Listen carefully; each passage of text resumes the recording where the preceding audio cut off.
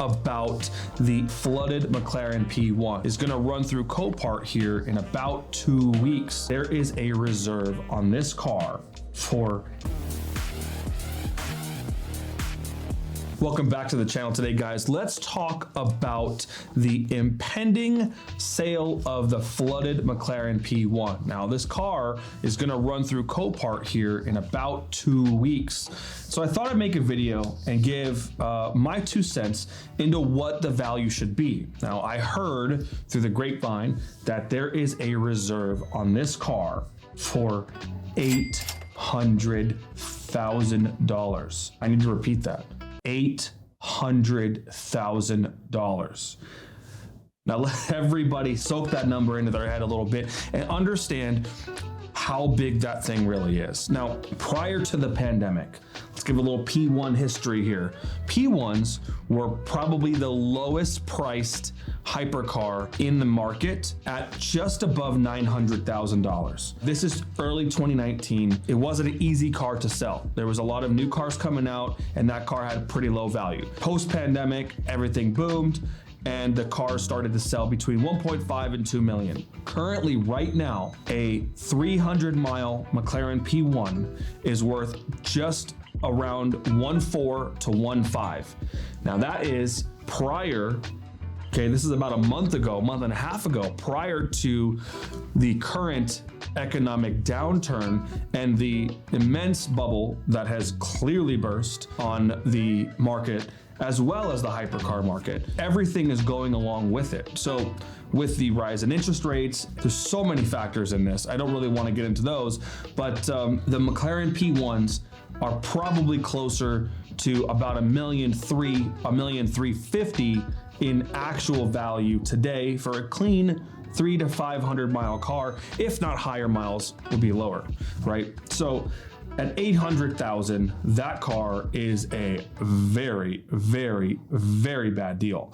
Now let's talk about why. This McLaren P1 is going to be sold with a Florida certificate of destruction. That means that... What's up, everybody? Just want to give a quick shout out to today's video sponsor, Zydex. Now, Zydex is your one-stop shop for all your PC builds, and let me tell you, if you're a gamer like me, if you're a video editor like me, or even a producer not like me, you're gonna need a very powerful rendering engine. So if you're looking for the perfect holiday gift this Christmas, I highly recommend you get one of Zydex's custom built PCs. 1, because they have a lifetime warranty. 2, most people who build their PCs, they tend to F up the build and things go bad, and guess what? You're screwed. You're gonna have to buy new parts. Buying through Zydex means that if they mess something up, they'll give you a refund or return or replace the part. Simple as it is. Now, again, like I said, if you're looking for the perfect holiday gift for your little one or even for yourself, because I mean, hey, adults like to game too, I highly recommend a high-powered PC that has a very powerful graphics card and a rendering engine. So check them out, link in bio, Zydex PCs. You cannot title it and put it back on the road again. Now, I know everybody in the comment section says there's a way. Yes, there's probably a way, okay? There's a lot of places and a lot of people that can do some gray area stuff and get that title back to a salvage title, but that's not the point, right? We're talking about value and we're talking about understanding what the true cost to take that car from the current condition and put it back on the road. Now, from the videos you guys have seen all over the internet, the car was fully submerged in water, right? It wasn't like a foot into the door. The entire car was submerged in water. Now I'll post some pictures here, some of the aftermath of that car, because I want to talk about some of the major challenges that are going to be there. Now, this video is assuming that you're going to be able to buy every single part for the car and you'll be able to find all of the pieces needed to rebuild it, okay? So let's start off with the motor and the gearbox.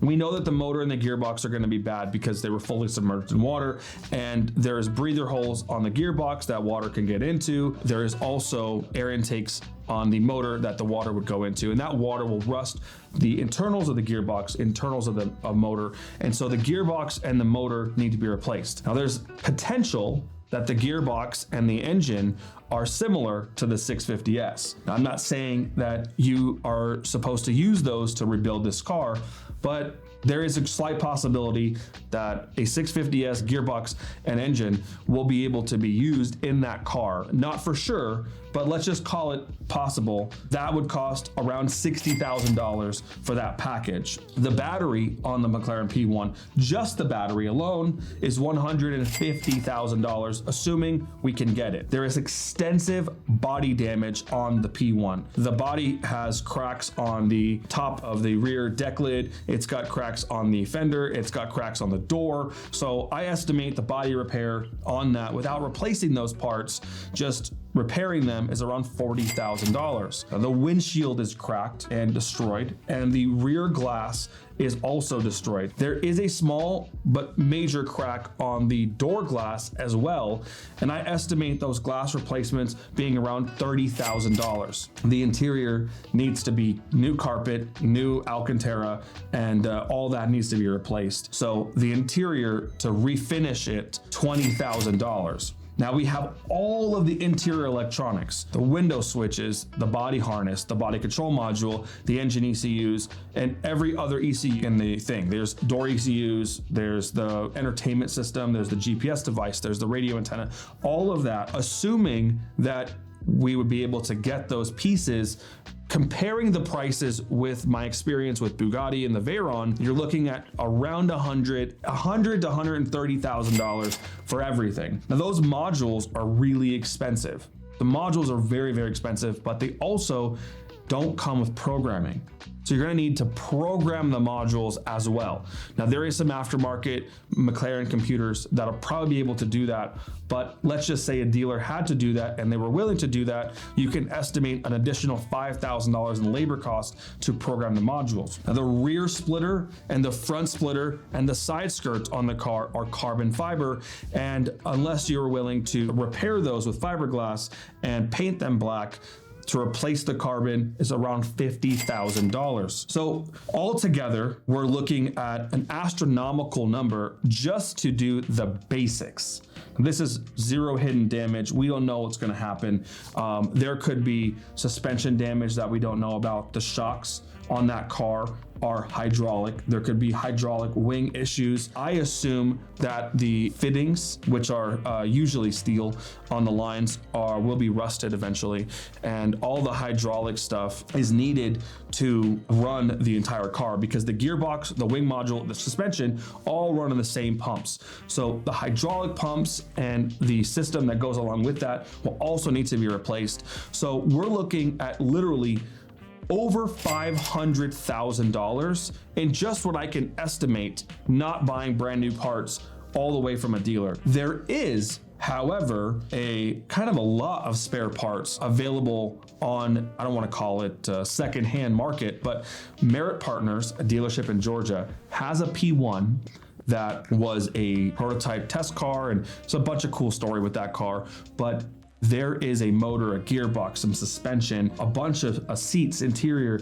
a bunch of pieces with that car that are included in the sale of that car. So potentially, whoever buys the P1 from Copart could maybe work out a deal for those parts. And I know that those parts, that number is probably around $500,000 because those parts are from the factory and they're for a P1. So in reality, this car becomes way more expensive to own, right? Because all of these parts have to be paid in cash. The car has to be paid in cash. And yeah, you could probably export it, but if the car doesn't cost between $100,000 and $150,000, there really isn't a reason to buy it. Because if you're going to invest between $500,000 and $600,000, assuming this is all possible, you need to be at 50% of the actual value of the car, of a regular clean title, no Carfax, no accident, no flood, to make a little bit of money. Because if you're gonna try to flip it and sell it, you're gonna have to probably market it at about 65% of the value.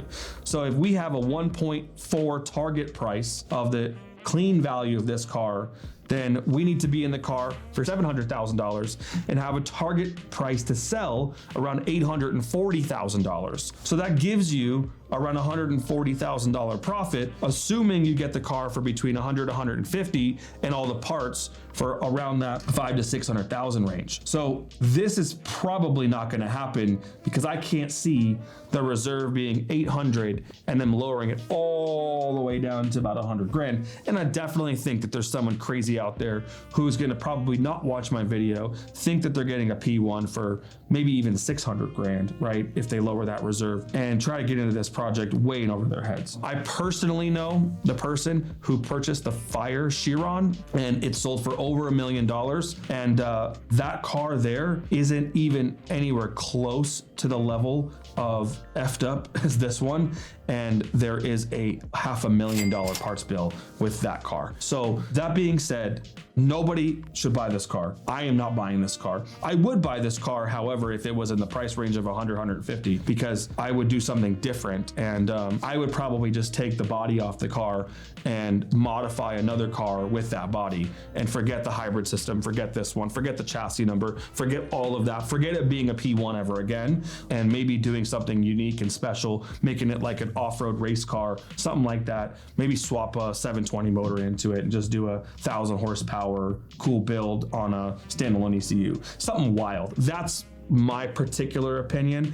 If anybody watching this has any opinions, I would love to hear them, because these salvage cars always seem to find an unrealistic buyer that pays way too much, and the cars float around. As with my Bugatti Veyron that I purchased, it was 10 years in a body shop before I purchased the car and then subsequently fixed it. 10 years and 4 owners.